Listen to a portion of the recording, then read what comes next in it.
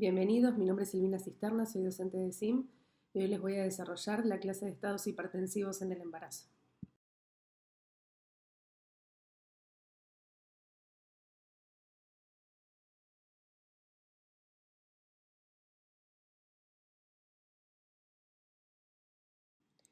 Esta es la bibliografía que les recomendamos utilizar para este tema. Van a ver que hay algunas definiciones que van a cambiar de acuerdo a donde lo lean. Nosotros recomendamos que sigan las definiciones que vamos a dejarles hoy en esta charla y que se apoyen para leer la bibliografía que se detalla acá de manera obligatoria y de manera complementaria. El objetivo de esta presentación es que ustedes sepan diagnosticar y tratar en forma temprana y adecuada los trastornos hipertensivos durante el embarazo para poder disminuir la morbimortalidad materna y perinatal.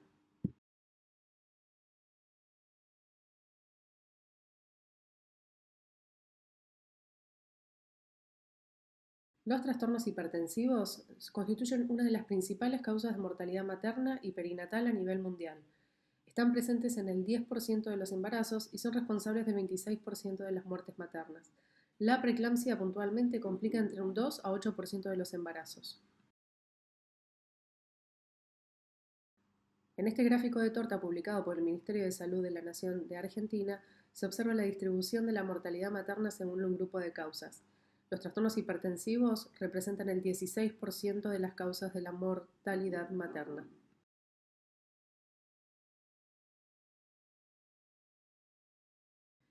En esta diapositiva podemos observar los factores de riesgo para estados hipertensivos del embarazo, fundamentales de identificar en una consulta preconcepcional o en la primera consulta de control gestacional. El de mayor impacto es la presencia de anticuerpos antifosfolipídicos o síndrome antifosfolipídico de una trombofilia adquirida. Vamos a comenzar ahora a hablar de algunas definiciones para que puedan tenerlas claras.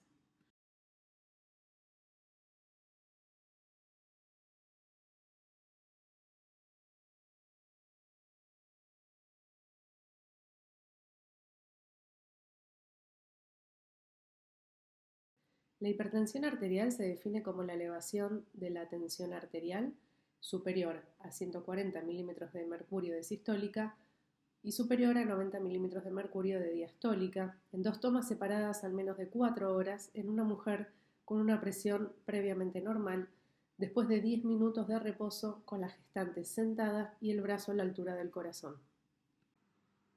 La hipertensión durante el embarazo se puede clasificar en hipertensión crónica, hipertensión inducida por la gestación, y aquí tenemos la hipertensión gestacional y la preeclampsia, la preeclampsia sobreañadida a hipertensión crónica, la eclampsia y el síndrome HELP. La preeclampsia es una enfermedad del embarazo asociada con hipertensión de inicio reciente y con proteinuria. Respecto a la hipertensión, ocurre con mayor frecuencia después de las 20 semanas de gestación y con frecuencia cerca del término. La hipertensión se define como una presión arterial sistólica de 140 milímetros de mercurio o más y una diastólica de 90 milímetros de mercurio o más, o ambos, en al menos 2 ocasiones, con 4 horas de diferencia después de 20 semanas de gestación en una mujer con una presión arterial previamente normal.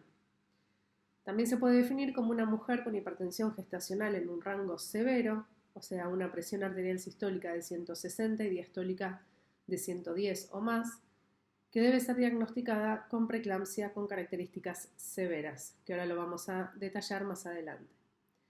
A su vez, encontramos proteinuria. La proteinuria es la pérdida de proteínas por orina. Los valores que se consideran patológicos es la proteinuria de 300 miligramos decilitro o más por recolección de orina de 24 horas o una proporción de proteína sobre creatinina de 0,3 miligramos decilitro o más, o una lectura de tira reactiva o proteinuria por tiras, también así llamada, de 2 cruces o más.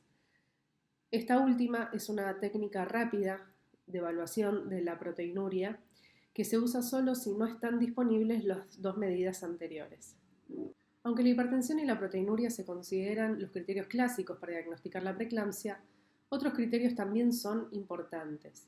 En este contexto se recomienda que las mujeres con hipertensión gestacional en ausencia de proteinuria se diagnostiquen con preeclampsia si presentan algunos de los siguientes criterios: que tengan una trombocitopenia, que haya un deterioro de la función hepática, con un dolor grave persistente en el cuadrante superior derecho o epigástrico, ¿sí? Esto es consecuente a una necrosis periportal y parenquimatosa focal, edema de células hepáticas o distensión de la cápsula de Gleason, o una combinación de todas ellas. A su vez, tener en cuenta que una preeclampsia también se puede diagnosticar a una paciente con hipertensión e insuficiencia renal, edema pulmonar, dolor de cabeza de nueva aparición que no responde al paracetamol y alteraciones visuales. La preeclampsia severa es un estado más avanzado y severo de la preeclampsia que conlleva una mayor morbimortalidad materna y fetal. Es fundamental conocer los criterios diagnósticos para poder así implementar una estrategia de seguimiento y tratamiento más adecuada. Entonces, los criterios diagnósticos de preeclampsia severa son los siguientes: una presión arterial sistólica de 160 o más y una diastólica de 110 o más en 2 ocasiones con al menos 4 horas de diferencia, a menos que la terapia antihipertensiva se inicie antes de este tiempo. Una trombocitopenia, deterioro de la función hepática, el dolor grave persistente en el cuadrante superior derecho o el dolor epigástrico que no responde a la medicación y que no puede ser explicado por otras causas, la insuficiencia renal, el edema pulmonar, la cefalea de inicio reciente que no responde a la medicación y alteraciones visuales.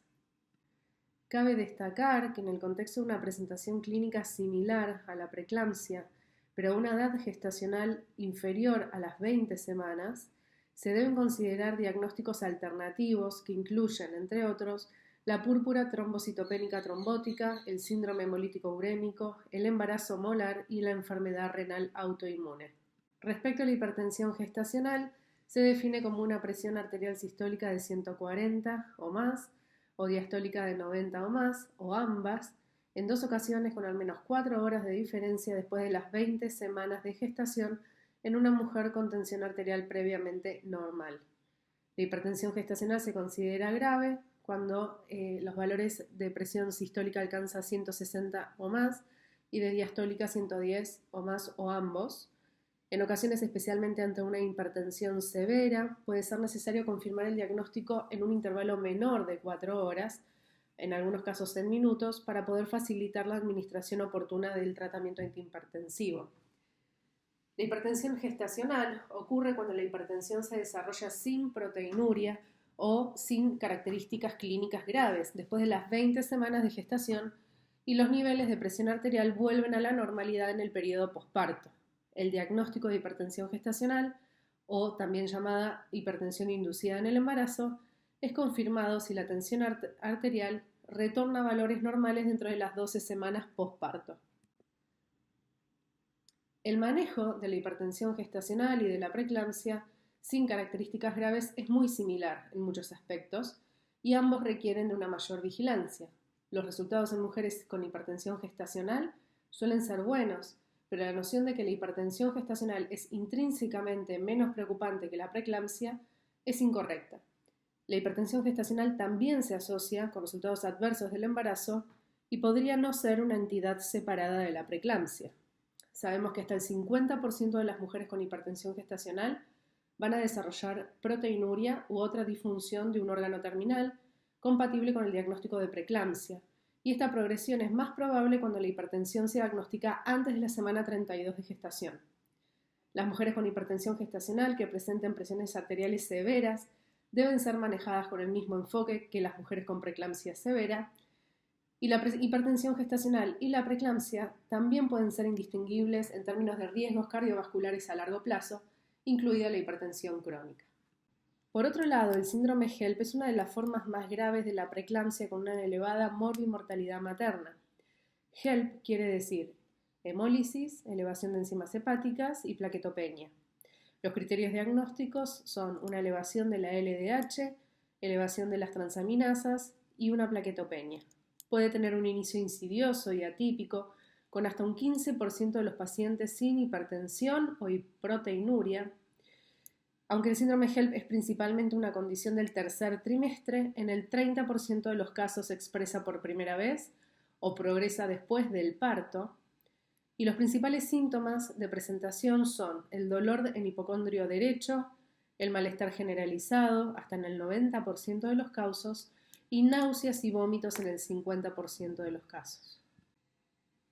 Cuando sospechamos la presencia de un síndrome HELLP, nos tenemos que plantear diferentes diagnósticos diferenciales que son los que están detallados en este cuadro. Los diagnósticos diferenciales principales son el hígado graso, la púrpura trombocitopénica trombótica y el síndrome urémico hemolítico. En este cuadro pueden observar las distintas características de laboratorio que nos permitan hacer el diagnóstico diferencial. La eclampsia es la manifestación convulsiva de los trastornos hipertensivos del embarazo y se encuentra entre las manifestaciones más graves de la enfermedad. Se define como la presencia de convulsiones tónico-clónicas, focales o multifocales, de nueva aparición en ausencia de otras causas como epilepsia, isquemia e infarto cerebral, hemorragia intracraneal o uso de drogas. La eclampsia es una causa importante de muerte materna, particularmente en un entorno de bajos recursos. Existen signos premonitorios de desarrollo de eclampsia que están presentes en alrededor del 80% de las mujeres que desarrollan esta complicación. Estos signos se llaman síntomas y signos de eclampsismo y consisten en cefaleas occipitales o frontales intensas y persistentes, visión borrosa, fotofobia, alteraciones del sensorio, confusión, hiperreflexia, ceguera temporaria que puede durar horas o días, náuseas y vómitos, epigastralgia, edema de manos y la cara. Sin embargo, la eclampsia puede ocurrir en ausencia de signos o síntomas de advertencia. El término preeclampsia implica que la historia natural de las pacientes con hipertensión persistente y proteinuria significativa durante el embarazo es tener convulsiones tónico-clónicas si no se instaura profilaxis. Sin embargo, los resultados de 12 estudios aleatorizados controlados con placebo indican que las convulsiones ocurrieron solo en una pequeña proporción de pacientes con preeclampsia o con preeclampsia grave. También es de destacar que hay una proporción significativa de pacientes que tuvieron eclampsia de inicio abrupto sin signos o síntomas de advertencia. De hecho, hay un análisis nacional de casos de eclampsia del Reino Unido que observó que en el 38% de los casos de eclampsia la convulsión ocurrió sin documentación previa de hipertensión o proteinuria en el ámbito hospitalario. Por lo tanto, la idea de que la preeclampsia tiene una progresión lineal, natural, de preeclampsia sin características graves, a preeclampsia con características graves y finalmente a convulsiones eclámpticas es inexacta. Para ir finalizando, la hipertensión crónica es aquella diagnosticada antes del embarazo, durante las primeras 20 semanas de gestación, o que se diagnostica por primera vez durante el embarazo y no resuelve a las 12 semanas posparto. Puede ser primaria o esencial, o secundaria a una patología renal, renovascular, endocrina y coartación de aorta. La preeclampsia sobreimpuesta a la hipertensión crónica es la aparición de evidencia de daño endotelial en una mujer conocida como hipertensa crónica, tal como proteinuria a lo de las 20 semanas, un brusco aumento de valores basales conocidos de proteinuria previos, el agravamiento de cifras de tensión arterial, la aparición del síndrome HELLP, síntomas neurosensoriales y compromiso fetal. La preeclampsia sobreimpuesta empeora significativamente el pronóstico materno-fetal en mujeres con hipertensión crónica. Respecto a la fisiopatología de este grupo de enfermedades, se han propuesto varios mecanismos fisiopatológicos, incluidos los siguientes: la isquemia útero-placentaria crónica, la mala adaptación inmunitaria, la toxicidad por lipoproteínas de muy baja densidad, la impronta genética, el aumento de la apoptosis o necrosis del trofoblasto y una respuesta inflamatoria materna exagerada al trofoblasto. Observaciones más recientes surgieron un posible papel de los desequilibrios de los factores angiogénicos en la patogenia de la preeclampsia, y es posible que una combinación de algunos de estos supuestos mecanismos sea responsable de desencadenar el espectro clínico de la preeclampsia. Por ejemplo, existe evidencia clínica y experimental que sugiere que la isquemia útero-placentaria conduce a un aumento de las concentraciones circulantes de factores antiangiogénicos y desequilibrios angiogénicos. Entonces podemos describir 4 puntos diferentes que van a caracterizar a la fisiopatología de la preeclampsia, como son los cambios vasculares, hematológicos, hepáticos y renales. Además de la hipertensión, las mujeres con preeclampsia o eclampsia por lo general carecen de la hipervolemia asociada con el embarazo normal. Así, la hemoconcentración es un hallazgo frecuente. Además, la interacción de varios agentes vasoactivos como la prostaxiclina, que es vasodilatador, el tromboxano A2, que es un potente vasoconstrictor, el óxido nítrico, que es un potente vasodilatador, y las endotelinas, que son potentes vasoconstrictores, da como resultado otro cambio significativo descrito en la preeclampsia, que es el vasoespasmo intenso. Es probable que los intentos de corregir la contracción del espacio intravascular en la preeclampsia con fluidoterapia sean ineficaces y podrían ser peligrosos debido a la frecuente fuga capilar y la disminución de la presión oncótica coloidal que a menudo se asocia con la preeclampsia. La fluidoterapia agresiva puede provocar una elevación de la presión de enclavamiento capilar pulmonar y un aumento del riesgo de edema pulmonar. Un estudio que usó monitoreo hemodinámico invasivo en mujeres con preeclampsia encontró que antes de la terapia de líquidos por vía intravenosa, las mujeres con preeclampsia tenían una función ventricular hiperdinámica con presión de enclavamiento capilar pulmonar baja. Sin embargo, después de una terapia de fluidos agresiva, la presión de enclavamiento de los capilares pulmonares aumentó significativamente por encima de los niveles normales con un mayor riesgo de edema pulmonar. También pueden ocurrir varios cambios hematológicos en mujeres con preeclampsia, especialmente en preeclampsia con características graves. Podemos encontrar trombocitopenia y hemólisis y pueden alcanzar niveles graves como parte del síndrome HELP. La trombocitopenia es el resultado de una mayor activación, agregación y consumo de plaquetas y es un marcador de la gravedad de la enfermedad. Aproximadamente el 20% de las pacientes con preeclampsia presentan un recuento de plaquetas inferior a 150.000, que varía del 7% en los casos sin manifestaciones graves al 50% en los casos de manifestaciones graves. Sin embargo, no se encuentran recuentos reducidos de plaquetas en todos los casos de preeclampsia o de eclampsia. La interpretación de los niveles del hematocrito en la preeclampsia deben tener en cuenta que puede ocurrir hemólisis y a su vez hemoconcentración. En algunos casos, el hematocrito puede no parecer disminuido a pesar de la hemólisis debido a la hemoconcentración inicial.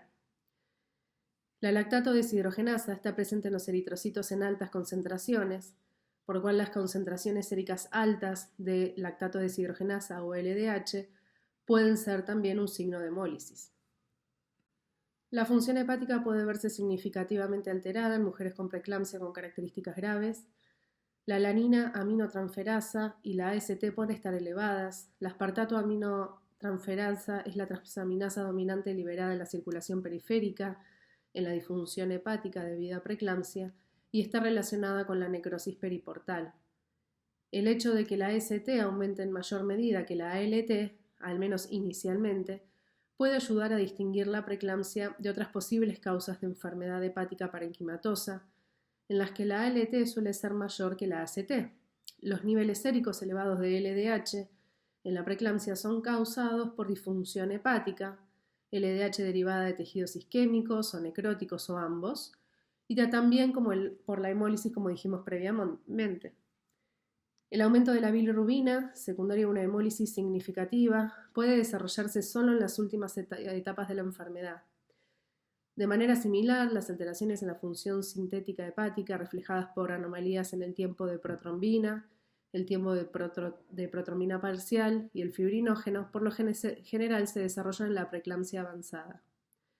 La evaluación de estos parámetros de coagulación probablemente solo sea útil cuando el recuento de plaquetas es inferior a 150.000, cuando existe una disfunción hepática importante o se sospecha un desprendimiento de placenta. Los cambios renales histopatológicos clásicamente descritos en la preeclampsia, como la endoteliosis glomerular, consisten en células endoteliales vacuoladas e hinchadas con fibrillas, células mesangiales hinchadas, depósitos subendoteliales de proteína reabsorbida del filtrado glomerular y cilindros tubulares. La proteinuria en la preeclampsia no es selectiva, como resultado del aumento de la permeabilidad tubular a la mayoría de las proteínas de gran peso molecular, la albúmina, globulina, transferrina y hemoglobina. El calcio urinario disminuye debido a una mayor reabsorción tubular de calcio.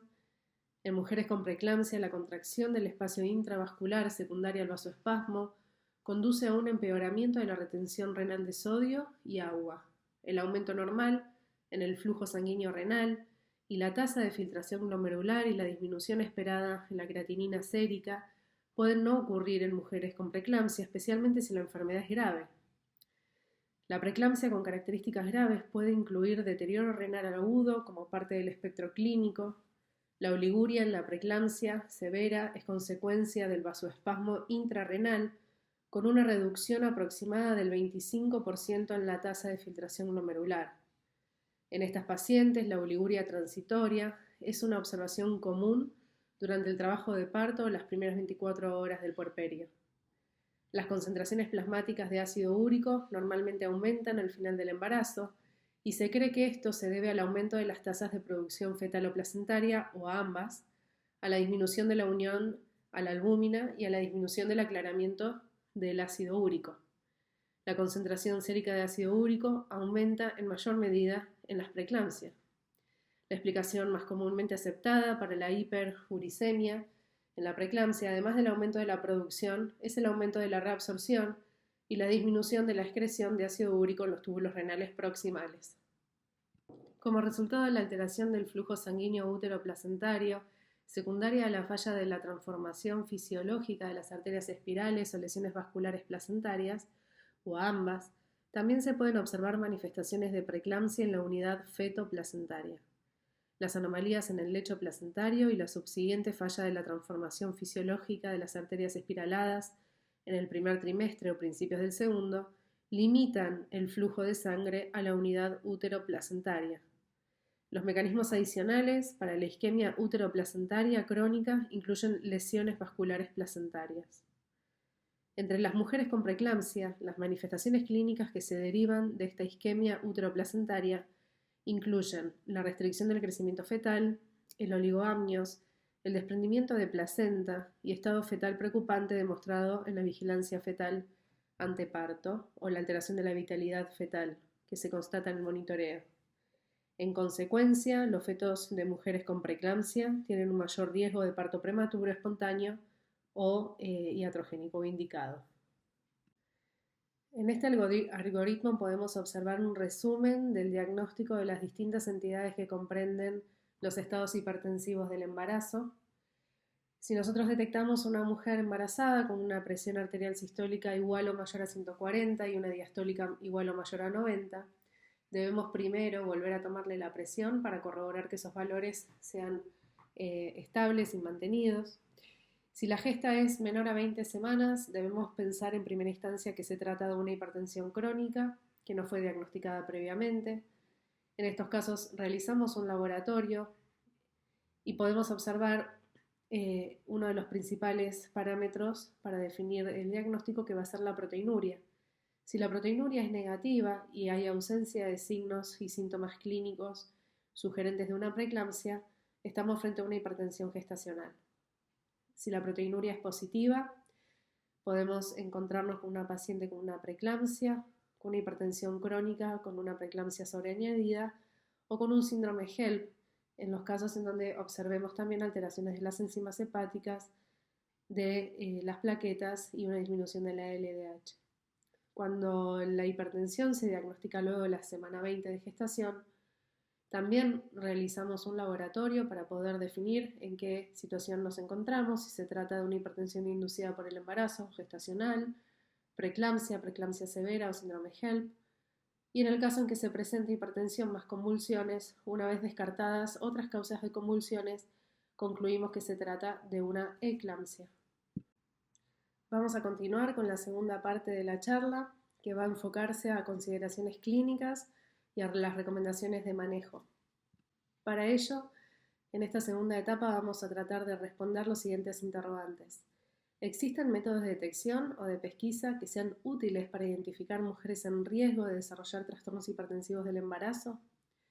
¿Existen estrategias de prevención para reducir el riesgo de los trastornos hipertensivos del embarazo? ¿Cuál es el tratamiento óptimo para estas mujeres? ¿Cuál es el tratamiento óptimo para la hipertensión gestacional, para la preeclampsia, para la eclampsia y para el síndrome HELP? ¿Y cuáles son los riesgos de enfermedades cardiovasculares posteriores en las mujeres con trastornos hipertensivos del embarazo? ¿Existen estrategias de prevención que modifican este riesgo? Comencemos con el primer interrogante. ¿Existen métodos de detección o de pesquisa que sean útiles para identificar mujeres en riesgo de desarrollar trastornos hipertensivos del embarazo? Las diferentes consecuencias de la preeclampsia representan una gran amenaza para las madres y sus hijos, para el sistema médico y para la sociedad en todo el mundo. Para prevenir los resultados adversos se han estudiado varias estrategias. La administración de aspirina en dosis bajas ha demostrado ser una de las formas más efectivas para prevenir el desarrollo y la progresión de la preeclampsia. Para aplicar métodos preventivos de manera rentable se necesitaría un modelo de predicción preciso. De acuerdo con la teoría de las dos etapas de la fisiopatología de la preeclampsia, la primera etapa de la preeclampsia generalmente tiene lugar en el primer trimestre, como hablamos de esas alteraciones en la invasión trofoblástica. Cuando la invasión trofoblástica es inadecuada, que conduce a una placentación anormal y la subsiguiente insuficiencia uteroplacentaria. Durante este proceso, la paciente suele estar en una fase subclínica, lo que permite una ventana para el cribado y la prevención. Existen diferentes modelos de predicción de riesgo que incluyen el análisis de factores de riesgo para preeclampsia. Sin embargo, la mayoría de los modelos de predicción tienen tasas de detección bajas o tasas altas de falsos positivos y son insuficientes para una predicción precisa. Una de las estrategias con mayor aceptación a nivel mundial es la que utiliza el teorema de Bayes y tiene en cuenta la historia y las características maternas individuales. Es una estrategia que creó la Fundación de Medicina Fetal de Inglaterra, la Fetal Medicine Foundation. Este enfoque de riesgo permite un enfoque más dinámico y específico del paciente. Es el único que ha sido objeto de extensas validaciones internas y externas e incluye el análisis de factores de riesgo, presión arterial media, el índice de pulsatilidad de las arterias uterinas, que se evalúa a través de la ecografía Doppler, y el dosaje de una proteína que se llama proteína A plasmática asociada al embarazo o PAP-A sérica. Se realiza entre la semana 11 y 13.6 en conjunto con el screening combinado del primer trimestre para neuploidías, o TN+, o translucencia nucal. Y si el resultado de este screening diera alto riesgo, se inicia tratamiento con aspirina en dosis de 150 miligramos por día, comenzando antes de la semana 16 y finalizándolo a la semana 36. Esta estrategia de screening demostró detectar el 65% de las pacientes que desarrollarán preeclampsia a expensas de una tasa de falsos positivos del 10%. Vamos a la segunda pregunta. ¿Existen estrategias de prevención para reducir el riesgo de desarrollo de trastornos hipertensivos del embarazo? Alrededor de esta pregunta hay un intenso estudio que se fue desarrollando durante los últimos 30 años. Hasta la fecha, ninguna intervención ha demostrado ser inequívocamente eficaz para eliminar el riesgo de preeclampsia. Se han estudiado intervenciones nutricionales, en donde la evidencia es insuficiente para demostrar la efectividad de la vitamina C, la vitamina E, el aceite de pescado, los suplementos de ajo, la vitamina D, el ácido fólico o restricción del sodio para reducir el riesgo de preeclampsia. El calcio, en mujeres con baja ingesta, podría reducir el riesgo de preeclampsia, pero aún no se ha demostrado con elevada evidencia. Y el reposo en cama no demostró ser eficaz. De hecho, aumenta el riesgo de enfermedad tromboembólica venosa. El ácido acetilsalicílico se planteó como una estrategia de prevención a partir de la hipótesis que considera que la patogenia de la preeclampsia se debe a un desequilibrio en el metabolismo de la prostaciclina y del tromboxano A2. La aspirina para la prevención de la preeclampsia se aplica debido a que su inhibición preferencial es del tromboxano A2 en dosis más bajas. Los estudios mostraron una reducción de riesgo significativa del desarrollo de preeclampsia en el grupo de mujeres de alto riesgo con la ingesta de aspirina entre 81 y 150 miligramos día, comenzando antes de la semana 16 y finalizando en la semana 36. Esta estrategia mostró una reducción de riesgo principalmente de la preeclampsia pretérmino, es decir, la preeclampsia que se desarrolla antes de la semana 32 de gestación, con un odds ratio de 0,38. Esto quiere decir que la reducción de riesgo de desarrollo de preeclampsia pretérmino con el consumo de aspirina llega hasta un 60%. Entonces, ¿cuándo deberíamos indicar aspirina? Bueno, esta tabla nos habla de las recomendaciones. Cuando el nivel de riesgo es alto, debemos recomendar la aspirina en dosis bajas si el paciente tiene uno o más de estos factores de riesgo elevados que se detallan en esta tabla. Hablamos de antecedentes de preeclampsia, especialmente cuando se acompaña de un resultado adverso de la gestación, el embarazo múltiple, la hipertensión crónica, la diabetes tipo 1 o 2, la enfermedad renal y la enfermedad autoinmune como lupus o síndrome antifosfolipídico. En caso de riesgo moderado, debemos considerar la aspirina en dosis bajas si el paciente tiene más de uno de estos riesgos: la nulliparidad, la obesidad, el antecedente familiar de preeclampsia, características sociodemográficas, mayores de 35 años o antecedentes personales de bajo peso al nacer o pequeño para la edad gestacional, un resultado adverso previo del embarazo, intervalo de embarazo de más de 10 años. Por último, en pacientes de bajo riesgo, que tengan un parto anterior a término sin complicaciones, no se recomienda la administración de aspirina. Continuamos con el siguiente interrogante. ¿Cuál es el tratamiento óptimo para mujeres con hipertensión gestacional o preeclampsia? Aquí, una de las principales cuestiones que nos surgen es cuándo finalizar el embarazo y cuándo realizar un manejo expectante.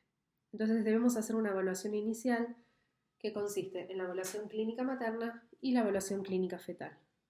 Respecto a la evaluación clínica materna, debemos evaluar signos y síntomas, es decir, los valores de tensión arterial, la presencia de signos y síntomas de preeclampsia grave y eclampsismo. Debemos solicitar un laboratorio con un hemograma, con recuento de plaquetas, LDH, TGO, TGP, creatinina, ácido úrico, coagulograma y proteinuria de 24 horas. Respecto a la evaluación clínica fetal, es fundamental conocer con exactitud la edad gestacional y realizar una ecografía obstétrica con estimación del peso fetal más la evaluación del Doppler feto-placentario. La decisión de interrumpir o continuar con el embarazo va a depender de la edad gestacional y de los resultados de la evaluación materna y fetal. El manejo expectante se plantea y se considera adecuado para embarazos prematuros, es decir, menores de 37 semanas de gestación.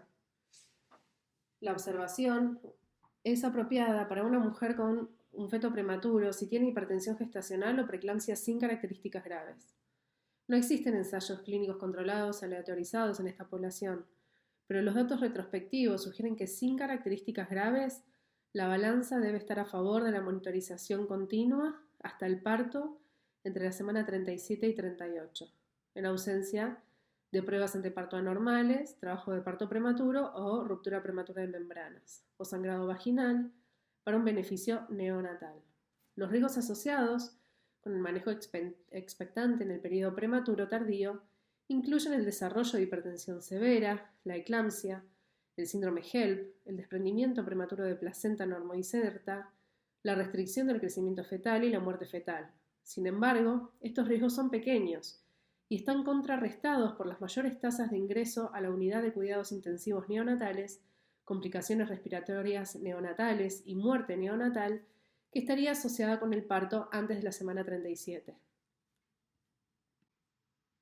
En el contexto de este manejo expectante de mujeres con hipertensión gestacional o preeclampsia leve que tengan menos de 37 semanas de gestación, el seguimiento debería consistir en realizar ecografías seriadas para determinar el crecimiento fetal, realizar un monitoreo fetal una vez por semana, la vigilancia estrecha de la presión arterial materna y laboratorios semanales para detectar la preeclampsia. La frecuencia de estas pruebas puede modificarse según los hallazgos clínicos y los síntomas de la paciente. Tras la documentación inicial de proteinuria y el establecimiento del diagnóstico de preeclampsia, ya no son necesarias cuantificaciones adicionales de proteinuria, aunque se espera que la cantidad de proteinuria aumente con el tiempo con el manejo expectante. Este cambio no va a predecir el resultado perinatal y no debe influir en el manejo de la preeclampsia. Las mujeres con hipertensión gestacional pueden progresar a preeclampsia grave en alrededor de 1 a 3 semanas, mientras que las mujeres con preeclampsia leve pueden progresar a una preeclampsia grave en cuestión de días. En mujeres con hipertensión gestacional o preeclampsia sin características graves, la finalización del embarazo se sugiere sea entre la semana 37 y 38 de gestación. En el caso de una mujer que tenga un diagnóstico de una preeclampsia severa, se sabe que la evolución puede asociarse o se asocia a complicaciones agudas y a largo plazo también para la mujer y el recién nacido.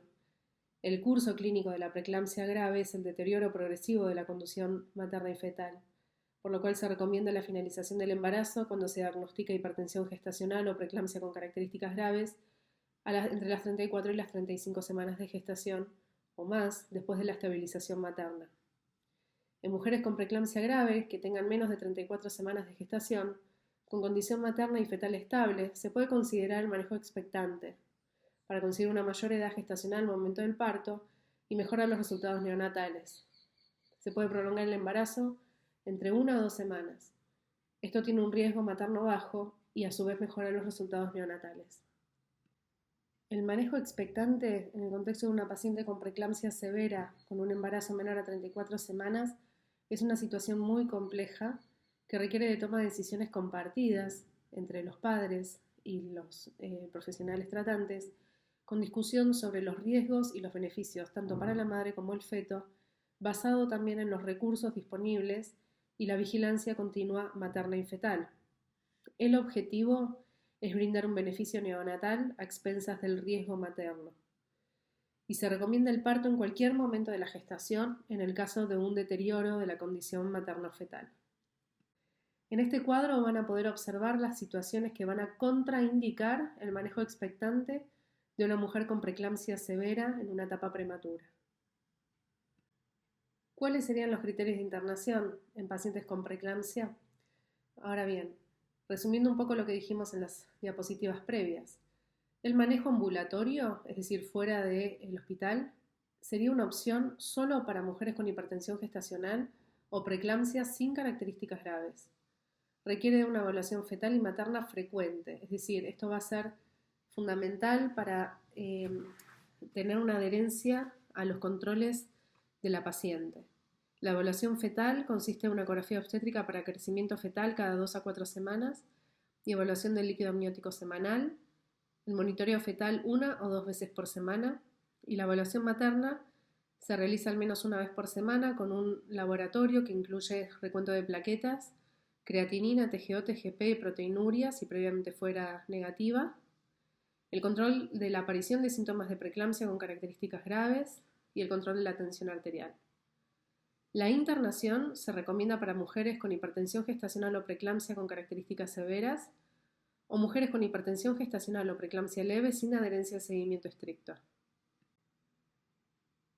¿Qué pasa cuando una mujer entra en trabajo de parto? Los objetivos van a ser la prevención de las convulsiones y el control de la hipertensión gestacional. Para prevenir las convulsiones tenemos básicamente 2 estrategias. Una de ellas es finalizar el embarazo de forma oportuna cuando se detecta la preeclampsia. Y la otra es la administración de sulfato de magnesio, una droga que se administra de forma endovenosa que se indica en los casos de preeclampsia severa. Esta medicación reduce el riesgo de eclampsia en un 60% y de desprendimiento prematuro de placenta en un 35%. Tiene contraindicaciones como la miastenia gravis, la hipocalcemia, insuficiencia renal de moderada grave, la isquemia cardíaca, el bloqueo cardíaco o la miocarditis. Se administra de forma intravenosa. Para mujeres que requieren parto por cesárea, antes del inicio del trabajo de parto, lo ideal es que la infusión comience antes de la cirugía y que se continúe durante la cirugía hasta 24 horas después. Para las mujeres que dan a luz por vía vaginal, la infusión debe continuar durante 24 horas después del parto. En caso de dificultades para establecer el acceso venoso, se puede administrar por vía intramuscular. Es un relajante del músculo liso, por lo cual va a tener como efectos adversos posibles la depresión respiratoria e incluso el paro cardíaco. Y es importante hacer un control clínico de una mujer que recibe el sulfato de magnesio para determinar los riesgos de toxicidad. Entonces se debe monitorear los reflejos tendinosos, la frecuencia respiratoria, la frecuencia cardíaca y la diuresis. El otro objetivo del manejo intraparto es el control de la presión arterial. Los objetivos del tratamiento de la hipertensión grave son prevenir la insuficiencia cardíaca congestiva, la isquemia miocárdica, la lesión o insuficiencia renal y el ACV isquémico o hemorrágico en la madre.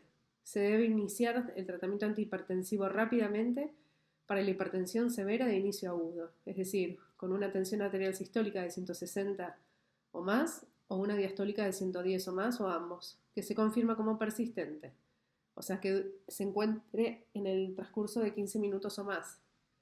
Los fármacos más utilizados son la hidralazina o la betalol por vía intravenosa y la nifedipina oral.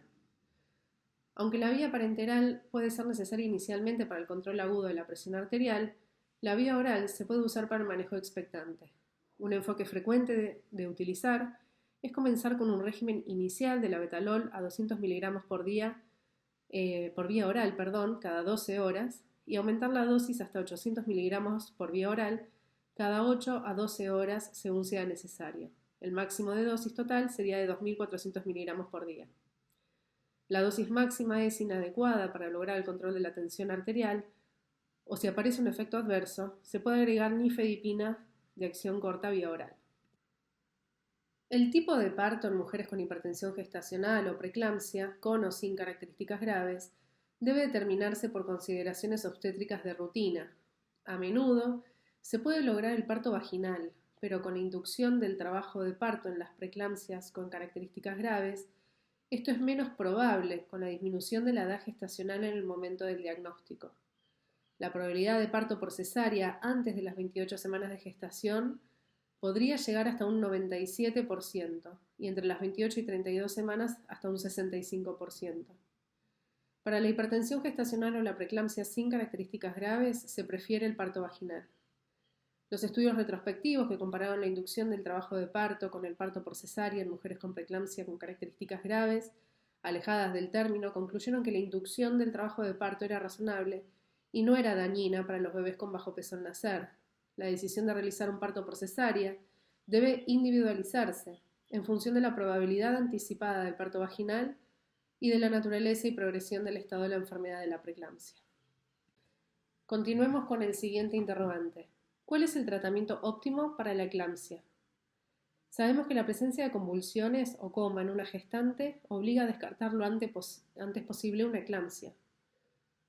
La eclampsia se da en el 50% de los casos en la etapa pretérmino y más o menos en el 59% se dará en la etapa anteparto, un 20% intraparto y un 20% posparto.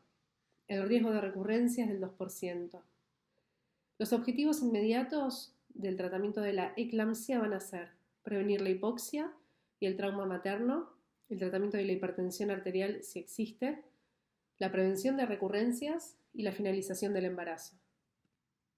El tratamiento de la eclampsia consiste en este orden, que sea multidisciplinario, evitar el traumatismo materno, mantener la vía aérea permeable, el control de las convulsiones, el tratamiento de la hipertensión, la valoración del estado materno-fetal, realizar un estado ácido-base, una placa de tórax, un monitoreo fetal, la finalización del embarazo y los estudios de imagen posparto.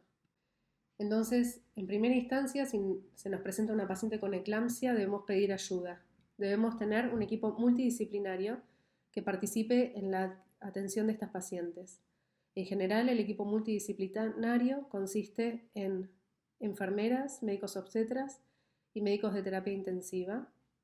Se debe evitar el traumatismo materno, colocar el decúbito lateral izquierdo, mantener la vía aérea permeable, prevenir la aspiración, administrar oxígeno, controlar los signos vitales, incluida la saturación de oxígeno, la administración de sulfato de magnesio, que es la droga de elección en el tratamiento de la eclampsia, ya que previene la recurrencia de la convulsión, realizar el tratamiento de la hipertensión, valorar el estado materno-fetal, realizar un análisis de laboratorio con un estado ácido-base, colocar la sonda Foley para cuantificación de la diuresis, una placa de tórax, el monitoreo fetal y en la finalización del embarazo cuando se logra la estabilización hemodinámica materna.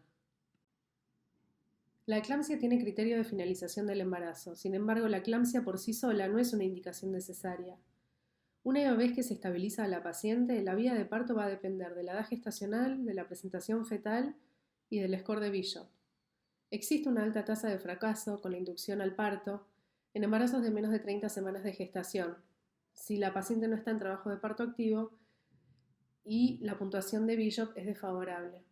En estos casos puede ser preferible optar por una cesárea sin más dilatación del tiempo. Continuemos con el siguiente interrogante. ¿Cuál es el manejo de las complicaciones agudas del síndrome HELLP? El manejo del síndrome HELLP se basa en 4 pilares: el diagnóstico temprano, la finalización del embarazo expeditivo, la terapia agresiva de las complicaciones y la prevención de la eclampsia con sulfato de magnesio. El curso clínico del síndrome HELLP a menudo se caracteriza por un deterioro progresivo y a veces repentino de la condición materna y fetal. Teniendo en cuenta la gravedad de esta entidad, con tasas elevadas de morbilidad y mortalidad materna, muchos autores han concluido que las mujeres con síndrome HELLP deben parir independientemente de su edad gestacional. Debido a que el manejo de pacientes con síndrome HELLP requiere la disponibilidad de unidades de cuidados intensivos obstétricos y neonatales y personal con experiencia especial, los pacientes con síndrome HELLP que están lejos del término deben recibir atención en un centro de atención terciaria. Se ha planteado la hipótesis de que los efectos antiinflamatorios e inmunosupresores de los corticoides pueden modificar algunas de las características proinflamatorias de la preeclampsia con características graves y afectar favorablemente el curso clínico. Se han realizado ensayos controlados, aleatorizados, de tratamiento con dosis altas de corticoides para la estabilización del síndrome HELLP antes o después del parto. El uso de corticoides en el tratamiento del síndrome HELLP en comparación con placebo o ningún tratamiento se revisó en una revisión sistemática de la base de datos Cochrane que incluyó 11 ensayos aleatorios con 550 mujeres. En este estudio no hubo diferencia en el riesgo de muerte materna, morbilidad materna grave o muerte perinatal o infantil. El único efecto del tratamiento sobre los resultados individuales fue la mejora del recuento de plaquetas. Los autores concluyeron que la evidencia es insuficiente para respaldar el uso de corticosteroides para atenuar el proceso de la enfermedad en el síndrome HELLP. En el síndrome HELLP se requiere un seguimiento muy estrecho hasta el parto y en el periodo posparto, con pruebas de laboratorio al menos a intervalos de 12 horas. Los niveles de aspartato aminotransferasa superiores a 2000 o de LDH superiores a 3000 sugieren un mayor riesgo de mortalidad. En la historia natural del síndrome HELLP existe una relación inversa entre las tendencias en los valores de plaquetas y el nivel de enzimas hepáticas. Durante la pendiente de agravamiento en la evolución de la enfermedad, el recuento de plaquetas suele disminuir a una tasa promedio de aproximadamente un 40% por día, mientras que los valores de enzimas hepáticas tienden a aumentar. El más bajo recuento de plaquetas observado ocurre en un promedio de 23 horas después del parto. La enfermedad puede alcanzar una intensidad máxima durante los primeros 2 días después del parto, incluida una tendencia a la baja en el hematocrito. Si el recuento de plaquetas continúa descendiendo y las enzimas hepáticas aumentan después de 4 días después del parto, se debe reevaluar la validez del diagnóstico inicial del síndrome HELLP. Solo con atención de apoyo, el 90% de las pacientes con síndrome HELLP tendrán un recuento de plaquetas de más de 100.000 y una tendencia inversa, es decir, disminución en los valores de las enzimas hepáticas entre los 7 días posteriores al parto. No es infrecuente que se produzca un fenómeno de rebote en el recuento de plaquetas que alcanza valores de 400.000 a 800.000. Las mujeres con síndrome HELLP también tienen un mayor riesgo de edema pulmonar, de síndrome de dificultad respiratoria aguda y de insuficiencia renal. Es por eso que estas mujeres suelen tratarse dentro de unidades de terapia intensiva. Para ir finalizando, ¿cuáles son los riesgos de enfermedades cardiovasculares posteriores en las mujeres con trastornos hipertensivos del embarazo? ¿Existen estrategias de prevención que modifican este riesgo? Las mujeres con antecedentes de preeclampsia o de eclampsia presentan el doble de riesgo de enfermedad cardiovascular a lo largo de la vida, ya sea como una hipertensión, infarto, insuficiencia cardíaca, accidente cerebrovascular, enfermedad arterial periférica o mortalidad cardiovascular. El riesgo es aún mayor en mujeres con preeclampsia recurrente y mujeres con preeclampsia de inicio temprano o preeclampsia que requiere parto prematuro. Un estudio de los factores de riesgo cardiovascular presentes antes y después del embarazo sugirió que casi la mitad del riesgo elevado de hipertensión futura después de la preeclampsia puede explicarse por factores de riesgo previos al embarazo. Sin embargo, es posible que el estrés sufrido por el sistema cardiovascular durante la gestación desencadene una respuesta biológica que de otro modo no habría ocurrido a pesar de cualquier predisposición genética o la presencia de factores de riesgo. Aún no está claro si los cambios cardiovasculares asociados con la preeclampsia durante el embarazo provocan una remodelación cardiovascular que aumenta el riesgo de enfermedad cardiovascular más adelante en la vida, o si la preeclampsia es una manifestación de un mayor riesgo subyacente de enfermedad cardiovascular. Las estrategias preventivas que deben considerar los pacientes y los proveedores de atención médica pueden justificar un seguimiento más estrecho a largo plazo y las modificaciones en el estilo de vida para controlar mejor los factores de riesgo de enfermedades cardiovasculares, como por ejemplo lograr un peso saludable, realizar ejercicios, mantener una dieta equilibrada y dejar de fumar. Para concluir, los estados hipertensivos del embarazo son un grupo de patologías con un gran impacto en la morbimortalidad materno y fetal. Es por eso que es fundamental que ustedes conozcan los criterios diagnósticos de cada una de estas entidades que detallamos, que conozcan también el manejo de cada entidad, cuáles son los criterios de manejo expectante versus la finalización del embarazo, cuáles son los tratamientos para el manejo de la hipertensión y de las convulsiones, conocer las estrategias de screening prenatal, de hipertensión gestacional, de preeclampsia, y cuáles son las intervenciones que han mostrado reducir el riesgo de desarrollo de preeclampsia a lo largo de la gestación, y también que conozcan el manejo posparto y las estrategias de prevención de complicaciones cardiovasculares a futuro en las mujeres que desarrollan estas complicaciones hipertensivas del embarazo. Muchas gracias por su atención. Les dejamos nuevamente acá la bibliografía recomendada para que puedan complementar esta presentación con estos textos, para que puedan profundizar en el tema y para que puedan fijar más adecuadamente los conocimientos.